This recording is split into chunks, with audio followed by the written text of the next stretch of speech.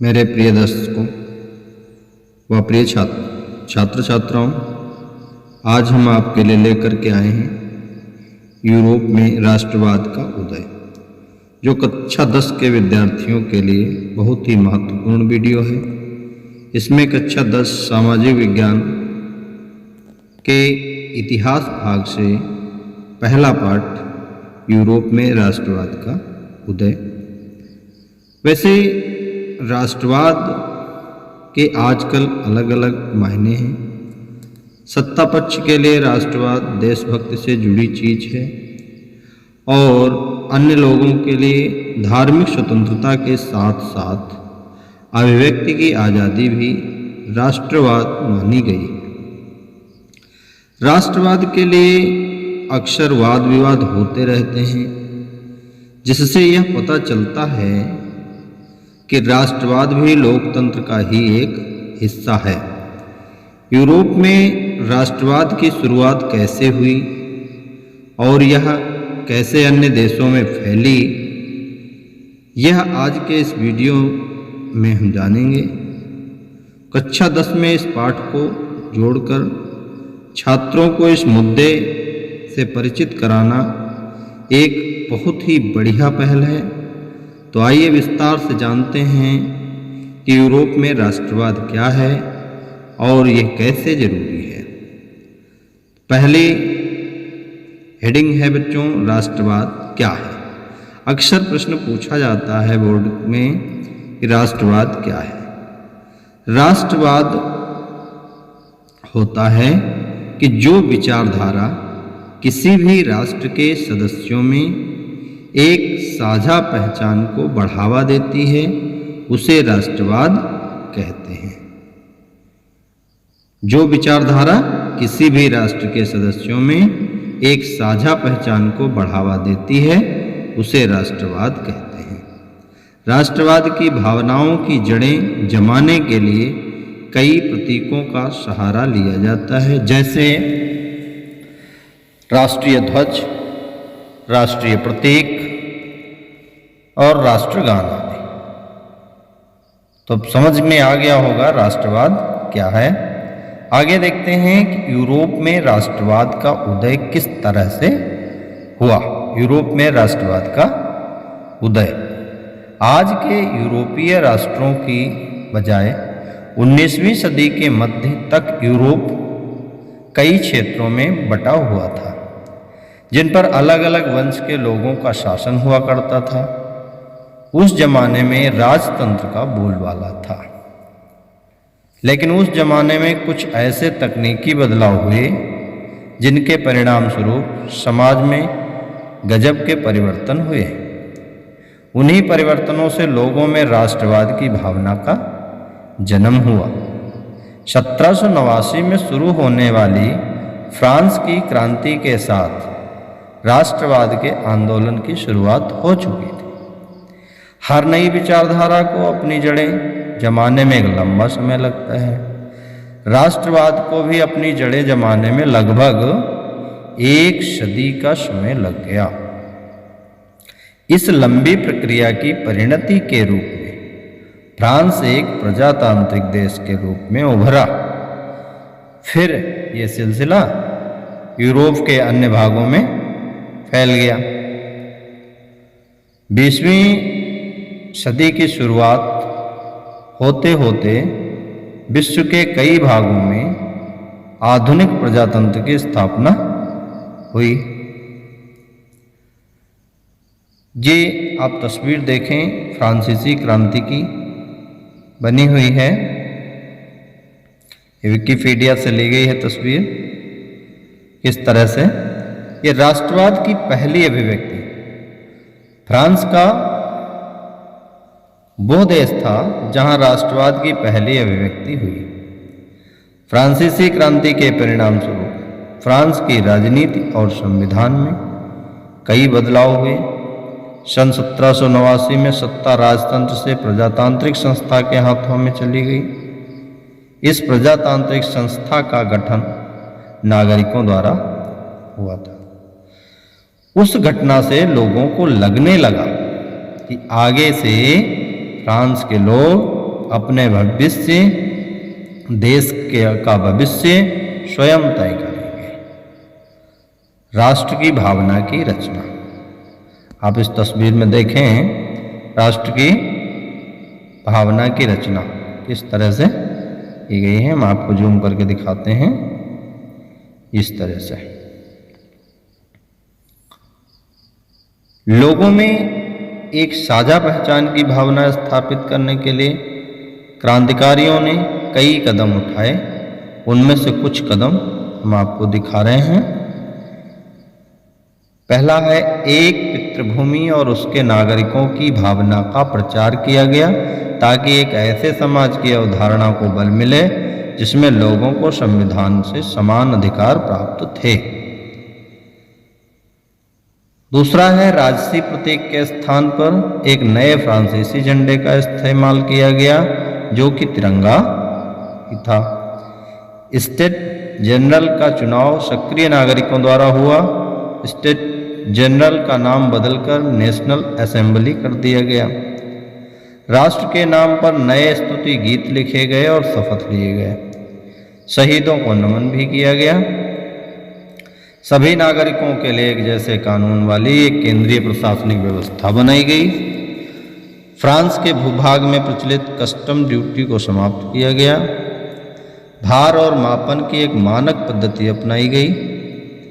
क्षेत्रीय भाषाओं को दरकिनार किया गया और फ्रेंच भाषा को राष्ट्र की आम भाषा के रूप में प्रोत्साहन दिया गया।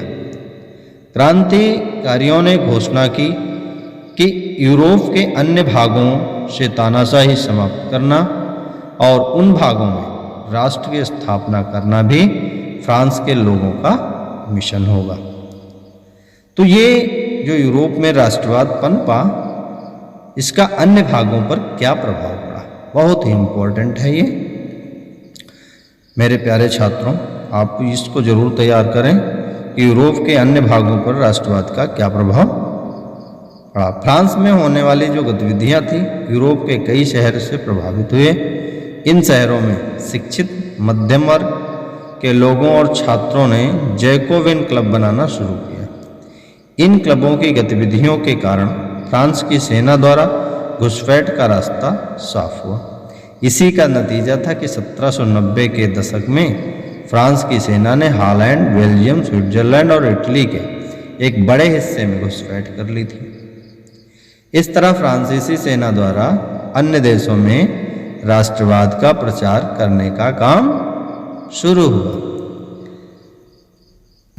अब आते हैं नेपोलियन। ये नेपोलियन कौन था? क्वेश्चन पूछा जाता है, नेपोलियन पर टिप्पणी लिखिए। नेपोलियन 1804 से 1815 के बीच फ्रांस का राजा था। नेपोलियन कौन था? नेपोलियन फ्रांस का राजा था। कब तक रहा? 1804 से 1815 ईस्वी तक। ये अपने दुस्साहसिक कदमों के कारण नेपोलियन ने इतिहास में एक अमिट छाप छोड़ी। उसने फ्रांस में प्रजातंत्र को बर्बाद कर दिया और फिर से वहाँ राजतंत्र की स्थापना की। लेकिन उसने कई ऐसे सुधारवादी कदम उठाए जिसके दूरगामी परिणाम हुए। नेपोलियन ने 1804 में सिविल कोड लागू किया। क्या लागू किया? सिविल कोड लागू किया, जिसे नेपोलियन कोड के नाम से भी जाना जाता है, जिसे नेपोलियन कोड भी कहा जाता है। इस नए सिविल कोड से जन्म के आधार पर मिलने वाली हर सुविधा समाप्त हो गई। हर नागरिक को समान दर्जा मिला।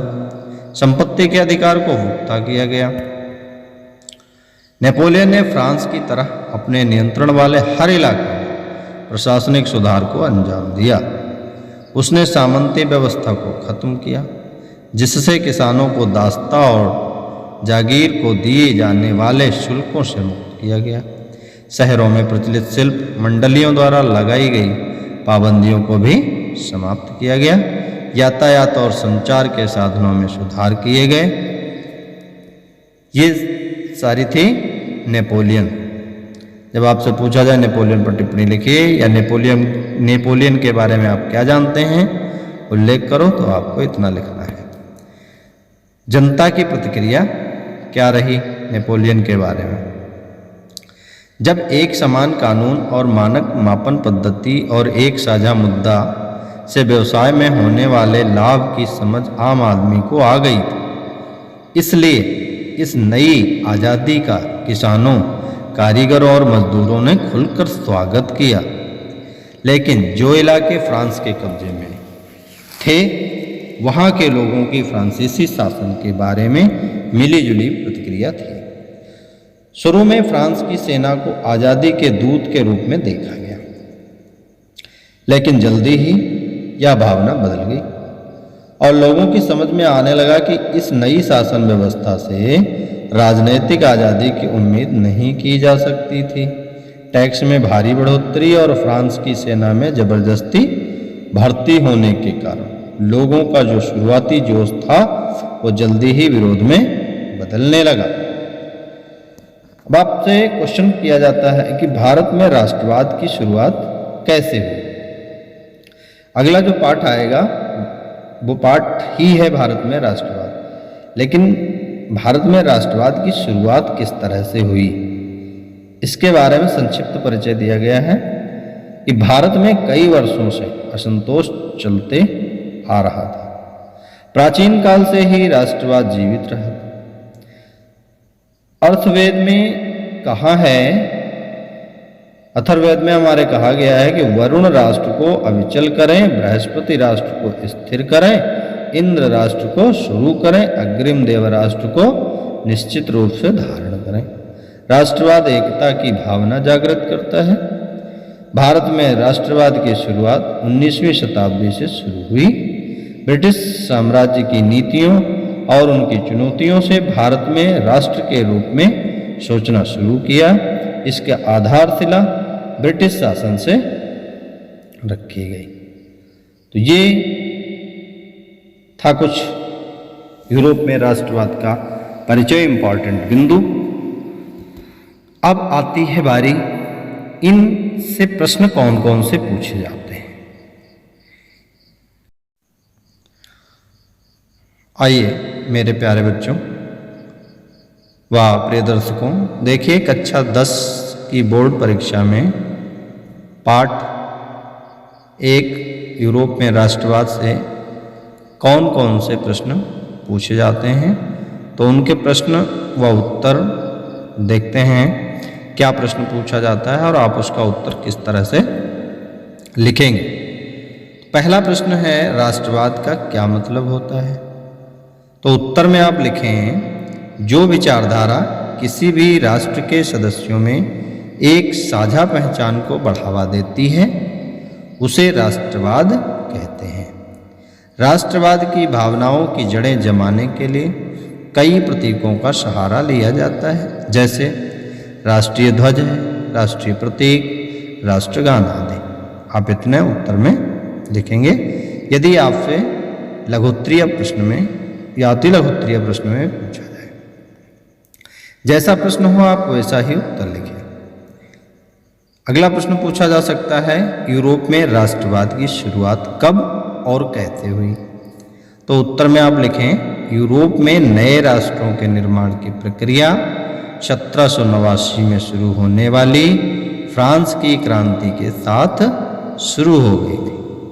लेकिन किसी भी नई विचारधारा की तरह राष्ट्रवाद को भी अपनी जड़ जमाने में लगभग 100 साल लग गए, मतलब 1 सदी का समय लगा इसमें राष्ट्रवाद को अपनी जड़ जमाने। इस तरह से आप इसका उत्तर लिखेंगे। फिर अगला प्रश्न पूछा जाता है कि राष्ट्रवाद की पहली अभिव्यक्ति कब और कहाँ हुई। तो इसके उत्तर में आप लिख देंगे, राष्ट्रवाद की पहली अभिव्यक्ति फ्रांस में 1789 ईस्वी में हुई। अगला प्रश्न है, नेपोलियन ने प्रशासन के क्षेत्र में क्या बदलाव किए। नेपोलियन ने प्रशासन के क्षेत्र में कई क्रांतिकारी बदलाव किए और प्रशासन व्यवस्था को बेहतर और कुशल बनाया। नेपोलियन ने 1804 में सिविल कोड लागू किया। इसे नेपोलियन कोड भी कहा जाता है। इस कोड ने जन्म के आधार पर मिलने वाली हर सुविधा को समाप्त कर दिया। जो जन्म से सुविधाएं मिलती थी उन सबको समाप्त कर दिया। हर नागरिक को समान हैसियत प्रदान की गई और संपत्ति के अधिकार को मजबूत किया गया। नेपोलियन ने फ्रांस की तरह अपने नियंत्रण वाले हर इलाके में प्रशासनिक सुधार किए। उसने सामंती व्यवस्था को खत्म कर दिया, किसानों को दास्ता और जागीर को अदा होने वाले शुल्कों से भी मुक्त किया। अपने शहरों में जो प्रचलित शिल्प मंडलियों द्वारा लगाई गई पाबंदियों को भी समाप्त किया। यातायात और संचार के साधनों में भी सुधार किए गए। अगला प्रश्न आपसे पूछा जाता है कि नेपोलियन के बारे में यूरोप के अन्य इलाकों में क्या भावना थी। तो फ्रांस ने, आपको उत्तर में क्या लिखना है, फ्रांस ने जिन इलाकों पर कब्जा जमाया था वहाँ के लोगों की फ्रांसीसी शासन के बारे में मिलीजुली प्रतिक्रिया थी। शुरू में लोगों ने फ्रांस की सेना को आज़ादी के दूत के रूप में देखा, लेकिन जल्दी ही यह भावना बदल गई। लोगों को समझ में आने लगा कि इस नई शासन व्यवस्था से राजनीतिक आज़ादी की उम्मीद नहीं की जा सकती थी। टैक्स में भारी बढ़ोतरी हुई। लोगों को जबरदस्ती फ्रांस की सेना में भर्ती कराया गया। इन सबके फलस्वरूप लोगों का शुरुआती जोश जो था वो जल्दी ही विरोध में बदलने लगा। ये हुआ। अन्य इलाकों में लोगों की क्या भावना थी, किसके बारे में, नेपोलियन के बारे में। तो आप उत्तर इस तरह से लिखें। फिर अगला प्रश्न आपसे पूछा जा सकता है कि फ्रांसीसी क्रांति के पहले यूरोप की क्या स्थिति थी। जब फ्रांस में क्रांति हुई उससे पहले यूरोप की क्या स्थिति थी। तो 18वीं शताब्दी के मध्यकाल में यूरोप में वैसे राष्ट्र नहीं हुआ करते थे जैसा हम आज जानते और समझते हैं। आधुनिक जर्मनी, इटली और स्विट्जरलैंड कई सूबों, प्रांतों और साम्राज्यों में बटे हुए थे। हर शासक अपने आप में स्वतंत्र हुआ करता था। पूर्वी और मध्य यूरोप में कई शक्तिशाली राजा थे जिनके अधीन विभिन्न प्रकार के लोग रहा करते थे। इन लोगों की कोई साझा पहचान नहीं होती थी। उनमें यदि कोई समानता थी तो वह थी कि एक खास शासक के प्रति समर्पण। आप इस तरह से इसका उत्तर लिखेंगे। अगला प्रश्न आपसे पूछा जा सकता है, 18वीं सदी के यूरोप का कुलीन वर्ग कैसा था। यूरोपीय महाद्वीप में जमीन से संपन्न कुलीन वर्ग हमेशा से ही सामाजिक और राजनीतिक तौर पर प्रभावशाली हुआ करता था। कुलीन वर्ग के लोगों की जीवन शैली एक जैसी होती थी, जिसका इस बात से कोई लेना देना नहीं था कि वे किस क्षेत्र में रहते थे। शायद शैली के कारण वे एक सूत्र में बंधे रहते थे। उनकी जागीरें ग्रामीण इलाकों में होती थी और उनके आलीशान बंगले शहरी इलाकों में होते थे। आपस में संबंध बनाए रखने के लिए उनके परिवारों के बीच शादियां भी होती थीं। वे फ्रेंच भाषा बोलते थे ताकि अपनी एक खास पहचान बनाए रखें और कूटनीतिक। अगला प्रश्न पूछा जाता है, यूरोप में मध्यम वर्ग का उदय कैसे हुआ।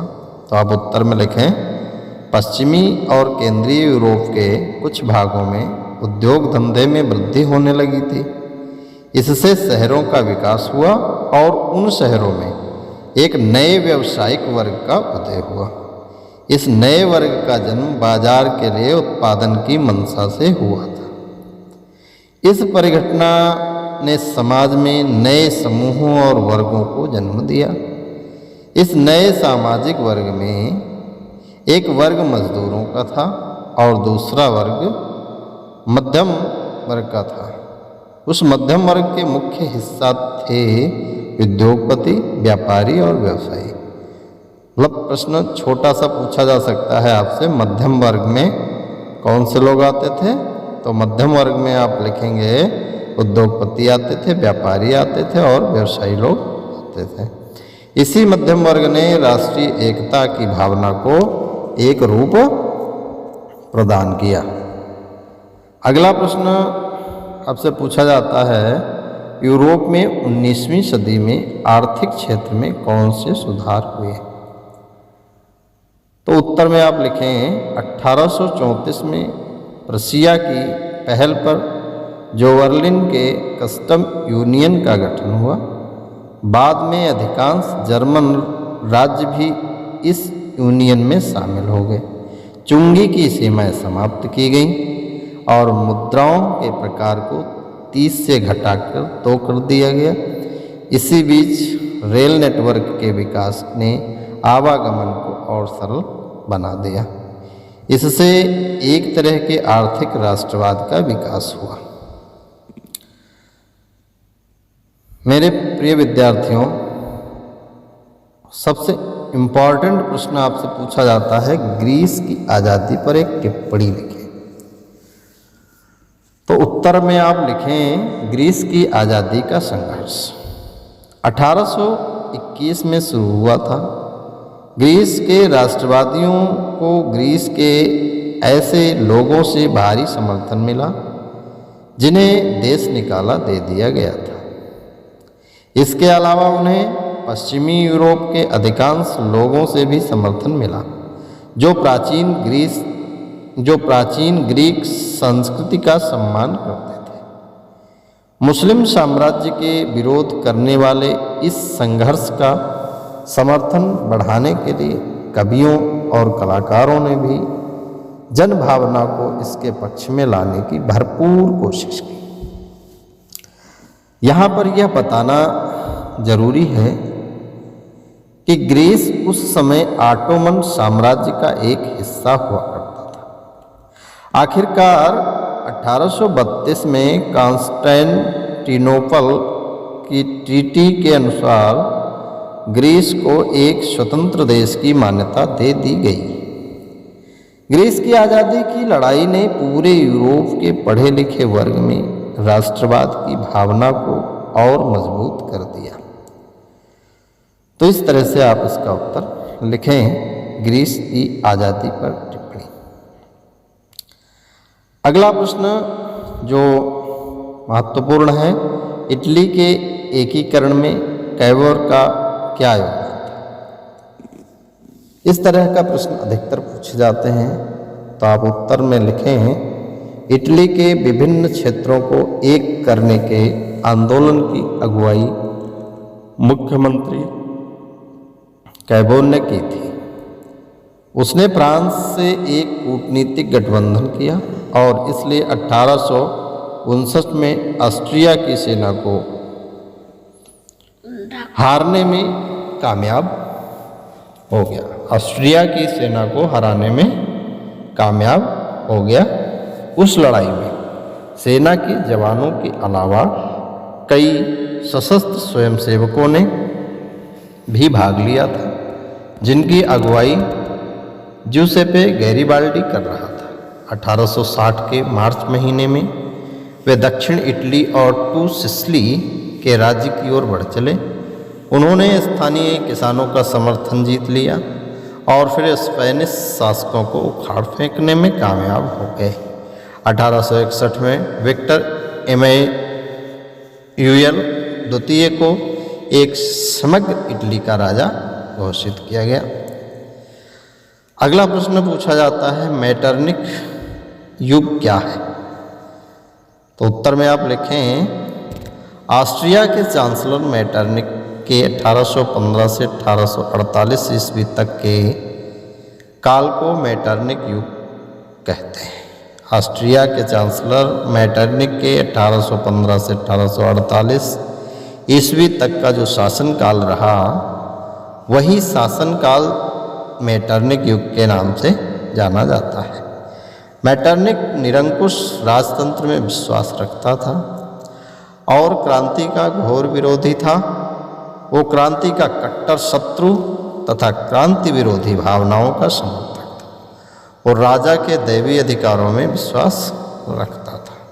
कौन? मेटरनिख। अगला प्रश्न पूछा जाता है, मेजनी कौन था? या मेजनी पर कुछ वाक्य लिखो। तो आप उत्तर में लिखें, मेजनी इटली में राष्ट्रवादियों के गुप्त दल कार्बोनरी का सदस्य था।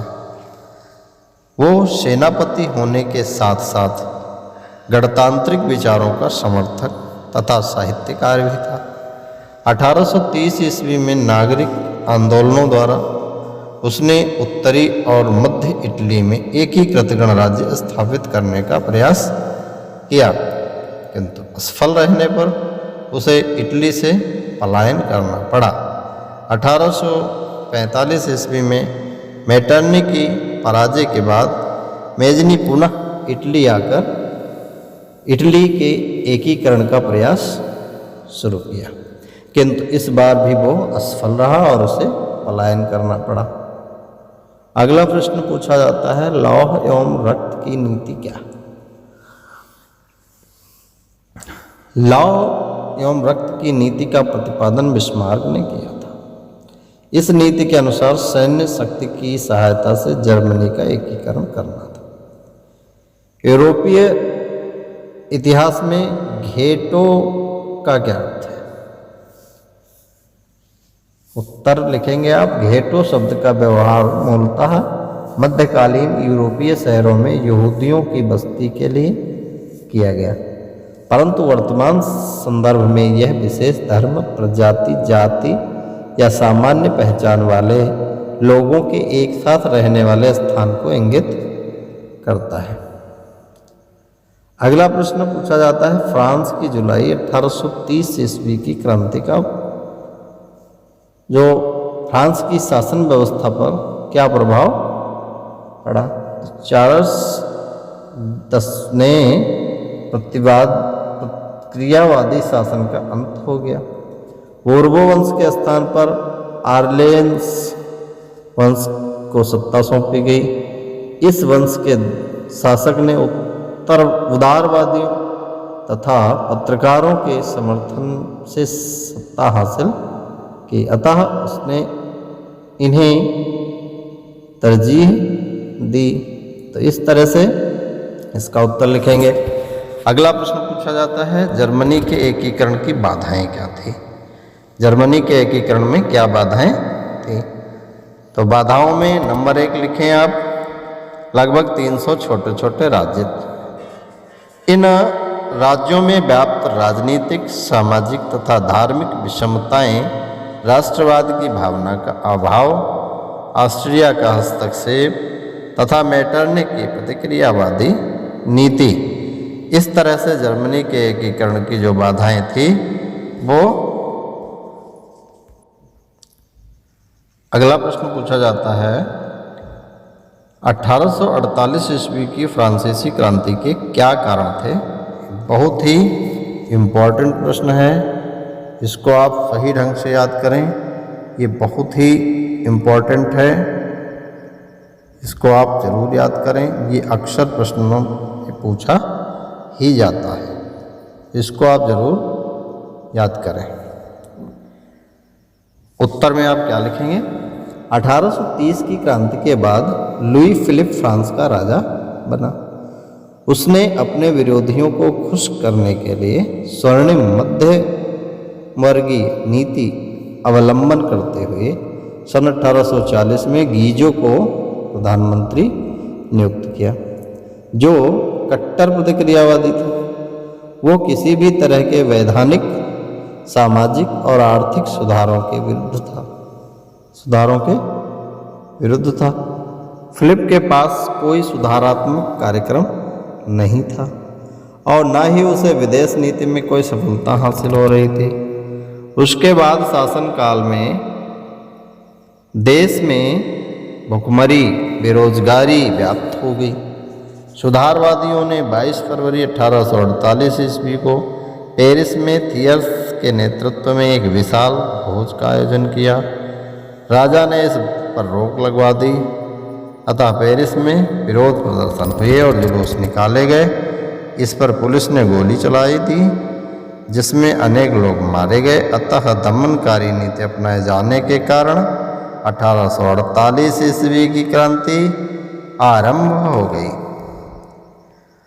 अब अगला प्रश्न आपसे पूछा जाता है बिस्मार्क के कार्यों की चर्चा करें, अर्थात बिस्मार्क ने कौन कौन से काम किए। पहला काम तो सबसे बड़ा उसका था कि जर्मनी के एकीकरण में इसने अपनी महत्वपूर्ण भूमिका अदा की थी। वो विख्यात राष्ट्रवादी और कूटनीतिज्ञ थे। फ्रैंकफर्ट संसद में उसने भाग लिया। वे रूस और फ्रांस में राजदूत भी रहे। 1862 में वो प्रसा का चांसलर बना। सर्वप्रथम बिस्मार्क ने प्रसा की आर्थिक और सैनिक शक्ति सुदृढ़ के पश्चात उसने डेनमार्क, ऑस्ट्रिया तथा फ्रांस को पराजित कर जर्मनी का एकीकरण किया। अगला प्रश्न आपसे पूछा जाता है मेटरनिख युग क्या है। मेटरनिख ऑस्ट्रिया का चांसलर था। वियना कांग्रेस के द्वारा यूरोप में नेपोलियन युग का अंत हुआ और मेटरनिख युग की शुरुआत हुई। मेटरनिख घोर प्रतिक्रियावादी था तथा राष्ट्रवाद एवं गणतंत्र का विरोधी था। 1848 की क्रांति के द्वारा मेटरनिख युग की समाप्ति हो गई। इस तरह से ये प्रश्न आपका कंप्लीट हो जाएगा। तो दोस्तों आशा करता हूँ कि विद्यार्थियों के लिए यह वीडियो बहुत ही महत्वपूर्ण, बहुत ही मार्गदर्शक प्रस्तुत होगी और बच्चे इस प्रश्नों को तैयार करने के बाद आराम से एग्ज़ाम में अच्छे अंक लाकर पास हो सकते हैं। तो मैं आप सभी लोगों से उम्मीद करता हूं कि ये वीडियो पसंद आई, और वीडियो पसंद आई है तो वीडियो को लाइक कर दीजिए, साथ में बने बेल आइकन को भी दबा दीजिए तथा दोस्तों के साथ वीडियो शेयर ज़रूर करें। आपके एक शेयर व लाइक से हमें हौसला मिलता है ताकि हम और अच्छे वीडियो आपके लिए लेकर आएँ। अभी तो इस पाठ की शुरुआत है, मतलब अभी आपको इसके विकल्पी प्रश्न बताए जाएंगे, तो आप लगातार चैनल पर बने रहिए और महत्वपूर्ण प्रश्नों से अवगत कराते रहेंगे। हम आपको आपसे वादा करते हैं कि आप परीक्षा में बहुत अच्छे अंक लेकर के पास होंगे। ऐसी मैं माता सरस्वती से कामना भी करूंगा कि जो भी व्यक्ति हमारे चैनल के माध्यम से पढ़ाई करे उसे माता सरस्वती मनवांछित फल प्रदान करें। दोस्तों तब तक के लिए नमस्कार। बहुत जल्द ही आपको अगला वीडियो देने का प्रयास करेंगे। देखते रहिए, स्वस्थ रहिए, मस्त रहिए। जय हिंद, जय भारत।